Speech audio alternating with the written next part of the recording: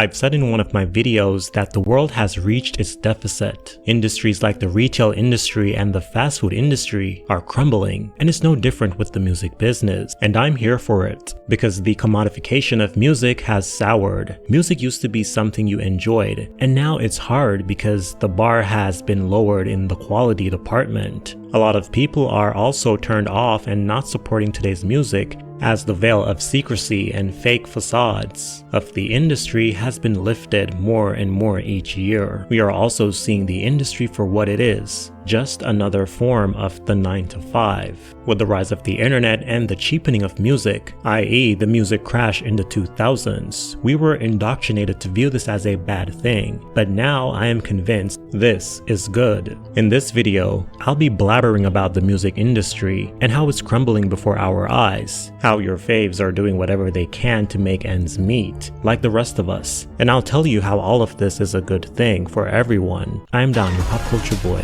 Let's get into it.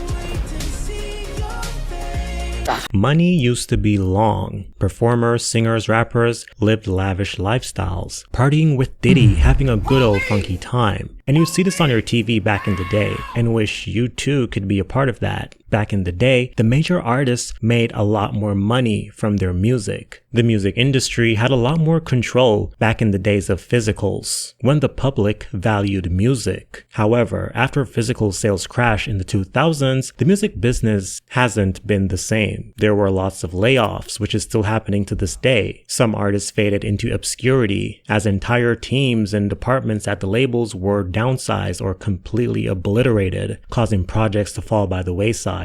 That's why Dirty Diddy ventured into television, because the music wasn't selling. The glory days of the 90s were over. His record label Bad Boy wasn't as poppin'. It was no longer a hit factory. Biggie passed, and who didn't pass was in prison. That's why he joined the Making the Band as an executive producer. Not because he gives a damn about artists, but he knew people would watch. And at that time, reality TV was at its peak. So for Diddy, it was an opportunity for a different stream of income, because the industry is going downhill. So he made Danity Kane to only destroy them in the end, after he made his money, allegedly. Also, I was today's years old, finding out he tried to revive Making the Band in 2021, where he would have his sons be the judges. For obvious reason, that didn't happen. All of your favorite artists are finito and finished.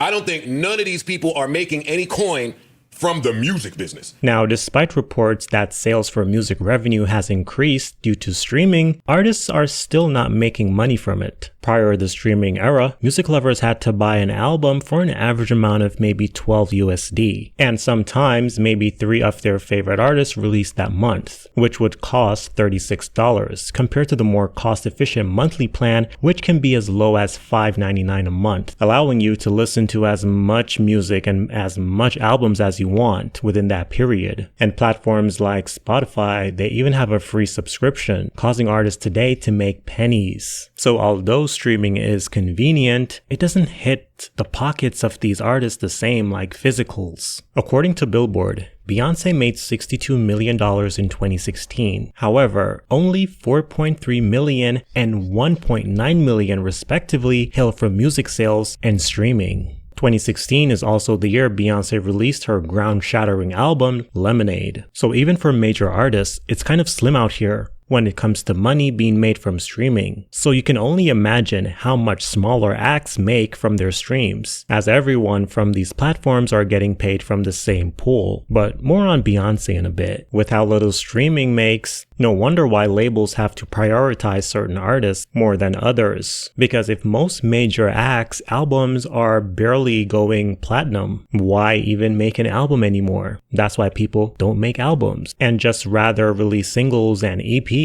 It already costs a lot to make music. Now, does it have to? Not really, but in the industry with multiple mouths to feed, everyone has to be included. That's what makes it an industry. The money is just not coming in like it used to. That's why I haven't seen this guy in a minute. I'm not gonna lie. And he has some really good music too. why labels are forcing their artists to sign 360 deals. So labels are now getting a piece of everything, causing artists to make less money. So I have to go in the studio, I got to book studio time, and you may not get a song the first session. So now I got to keep doing that, and that's money. And then I have to hire an engineer, and that's money. And I got to feed everybody, that's money. And then when I make the song, I have to finish it. That's money. Some more studio sessions. Now I've brought in another producer. Now I got to pay that producer, pay this producer. We got to negotiate. So now that's lawyers. That's money. And now I got to mix it. That's money per song. Now that's 14 songs on this album. The last album was 19. So, let's say, and I posted something like this on my page and people argue with me about it. So studios typically for a 12-hour block is $1,200. Then the session engineer is $75 to $100 an hour. So just add that up. Say you do 7 sessions a week. It's $10,000 just on sessions. And then mixing anywhere from $2,500 to $10,000 a track. That's 19 tracks. So that's $100,000, just rounding it. Yo, your math is impeccable, by the way. Just rounding it. Okay. That's horrible math. I'm not, but, just think about that. So Yeah. now you're already at 120. And now you got to pay for the beats. So they're anywhere from $5,000 to $40,000 a track, depending on who you're working with. And sometimes there's multiple producers. So you got to pay this fee, this fee, this fee, this fee. Times 14. So $400,000 at the top end. So let's just say 250 plus 120. Now you're already at 300,000. That eliminates 75% of the people who are aspiring. I didn't realize how much money that it takes to actually be an artist. This is before you market. This is before you shoot a video. This is before you do an appearance. And now also I'm a female. Are these things that you learned when you launched your own label, or was Yes. this already on your radar? So this is all stuff that I realized in real time as I was launching Supergiant. Now, this part doesn't only apply to musicians, but celebrities in general. But back when the Bro, $400,000 just to create an album, and we're listening to your album really for free off of subscriptions, and they're making like change off of each song. I see why like most musicians aren't making a lot of money, and it's crazy because the labels, just like how we work for McDonald's, let's just say, the McDonald's, they have to make sure all their employees are wearing McDonald's paraphernalia, like a McDonald's hat, McDonald's, logo collared shirt. The labels put chains around, their artists. They make them look like they're rich and things of that nature, so people want to follow them more, thinking that they're more successful than they actually are. And this just goes to show you the money really doesn't make sense. And academics have said it for a very long time that a lot of these artists really not making money, which makes sense why you see a lot of these artists, like you'll see them real hard for like a year and then you never hear from them again. It'll have to be like some type of scandal that comes out, some bad press that comes out about that artist to bring you back to the attention of that artist. Like, it's a crazy time we live in, because back in the day, there used to be lines outside the CD store to buy a CD. Who's buying music? Like, if you're not streaming music or listening to it on YouTube or Apple Music, like, who's out here buying albums or buying a song unless you really just support that artist and you want to go out your way to do something you don't have to do?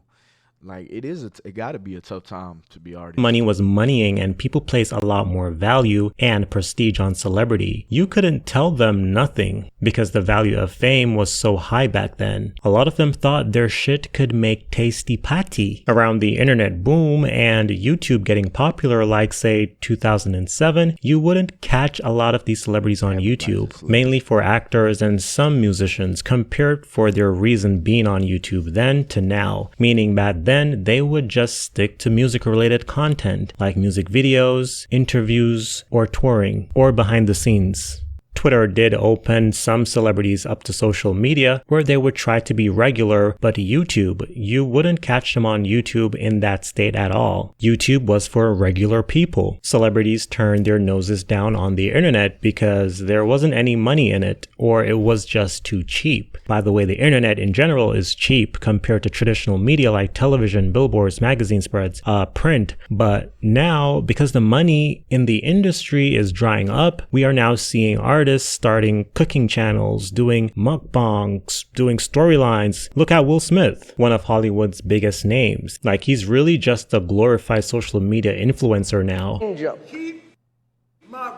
T-Pain, the poppin' rapper from the 2000s, he's now just a streamer, ranting and raving like myself. We are seeing these streamers blowing up to the point where rappers rather go on their platforms for interviews and promotion runs instead of the respectable publication. Rapper Nicki Minaj, she went on Kai Cenat's streams to promote her last album. Also Offset and 21 Savage went on Kai's stream as well. Tyla as well, and Ice Spice, who I'll talk a bit more further in the video. Even the boring comedian Kevin Hart is invading the streamer space for clout. Did you say boring comedian? I don't know why people got this thing for Kevin Hart. Like, I really think Kevin Hart is funny. I mean, does all his jokes hit? No. Is he Chris Tucker? No. Yeah, I mean, is he Martin in his prime? No. But Kevin Hart is funny, bro. And he's a very smart businessman. We got to get this man his flowers. The money is not as strong as it used to be, forcing these celebrities to do things that they wouldn't do 10 to 15 years ago. And I know Tyla and Ice Spice came out a few years ago, but if they debuted back in the day, you wouldn't catch them on the internet, only on regular social media like Instagram or Facebook, being all demure. I hope I use that in the right context because I am 80 years old and I can't keep up with these slangs and new terms. Now, hit songs are not hitting the same and are not lasting as long as they used to, meaning a song will debut at number 1, then fall out of the top 10 the following week. And these are major songs, great songs. But songs don't peak at number 1 consecutively, consistently as they once did. Yes, and a song by pop singer Ariana Grande had a huge release, debuting at number 1 on the Hot 100 back in January, but it only spent 1 week atop the chart. And yes, the song went platinum, but normally an Ariana Grande number 1 sells more than that. And it was certified in June, a number 1 song. So songs are also taking a longer time to go platinum. Ariana had another song that peaked at number 1 for 2 weeks, We Can't Be Friends. Megan Thee Stallion's Hiss spent only 1 week atop the Hot 100, one of the biggest diss tracks of the year. Kanye's Carnival spent 1 week atop the chart. Beyonce's Texas Hold'em summited for 2 weeks only. Taylor Swift, the biggest artist in the world, her song Fortnite also did just 2 weeks. Sabrina Carpenter, this year's rising star, stayed at number 1 for 1 week with her song Please Please Please. Grand opening, grand closing. What I'm also realizing in today's music scene is that artist relevance isn't lasting either, and it's because of streaming. Number 1, streaming is easily manipulated. Physicals as well. You know what I think it is, though? I don't even necessarily believe that these songs aren't good. It's just that I feel like the only reason why people are actually listening to them for the first week or the first 2 weeks is not because people actually enjoy them. They're following what's trendy.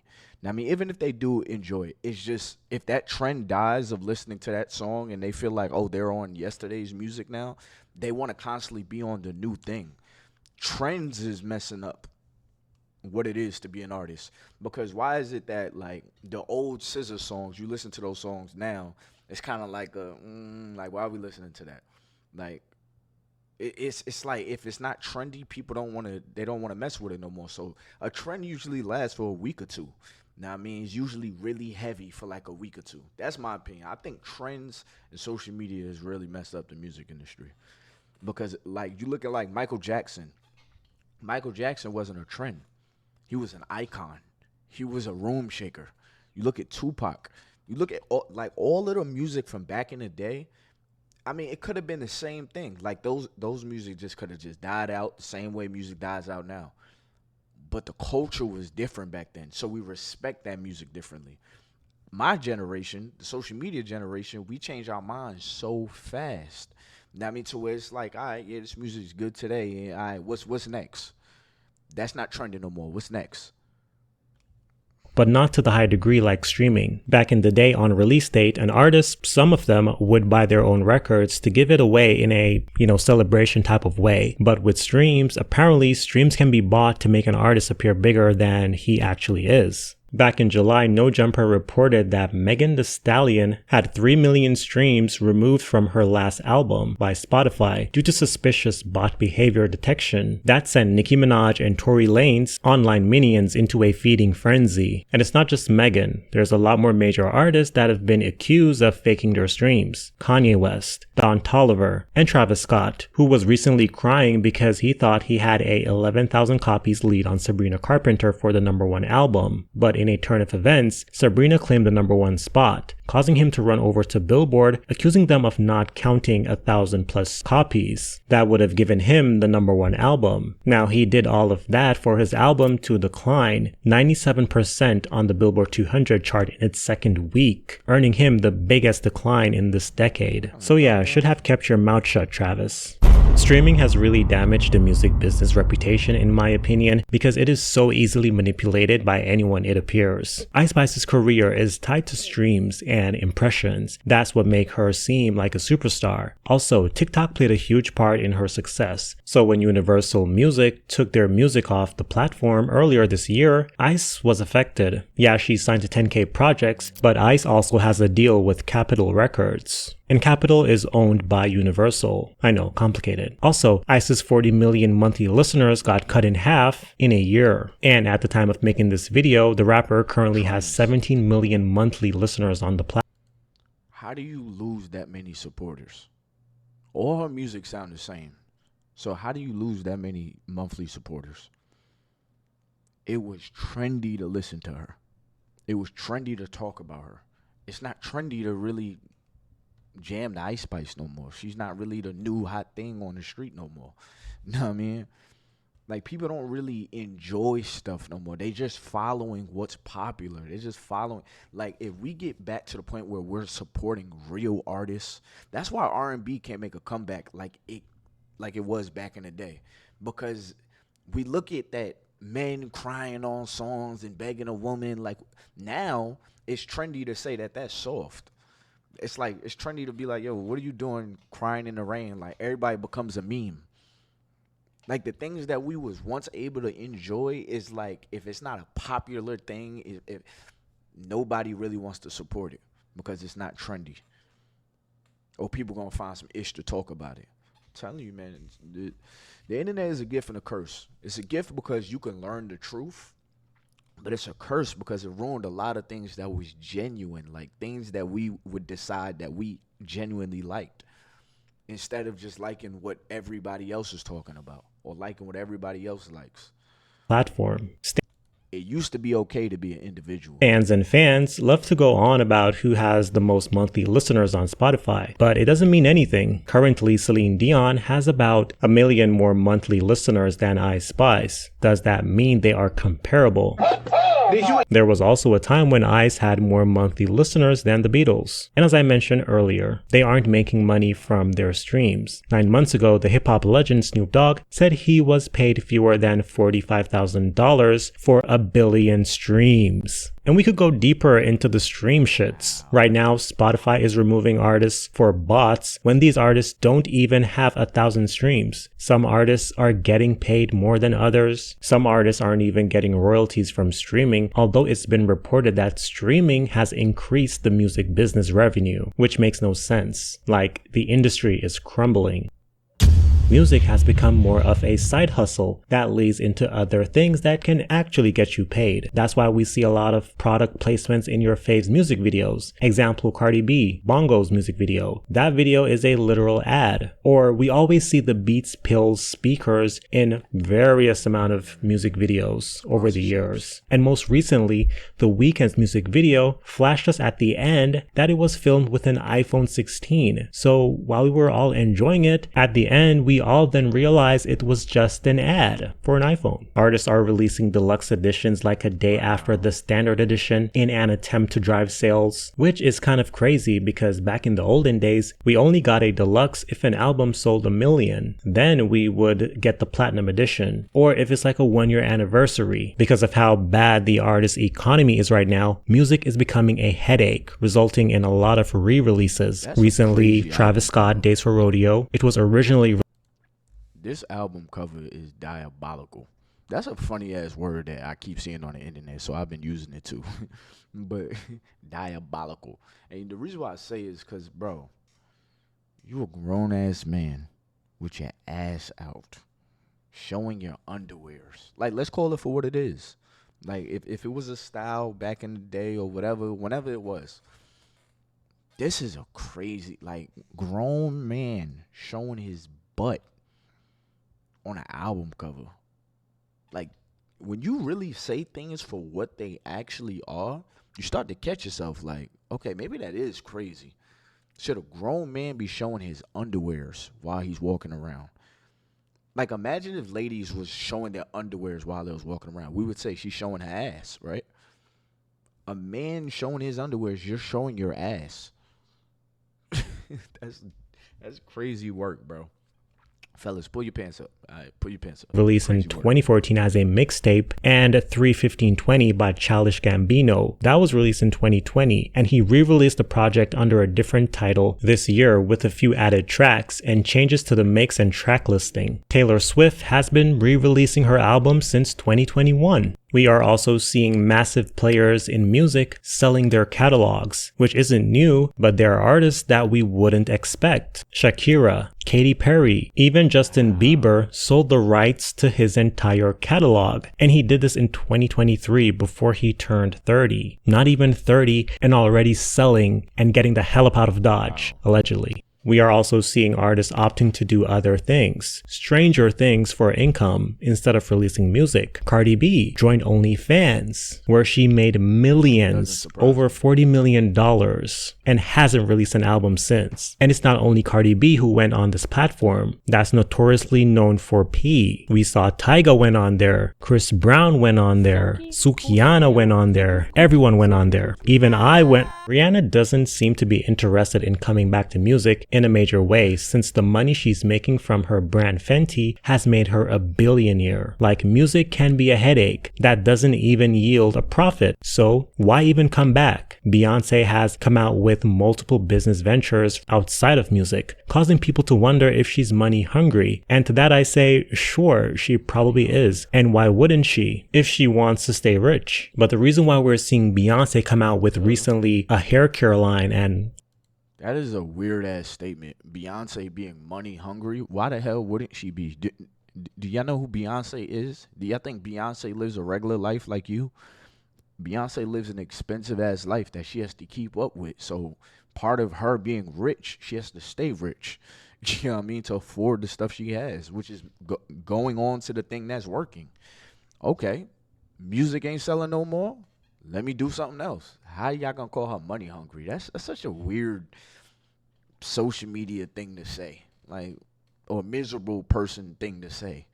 Beyonce is money hungry because she's moving on to other business ventures.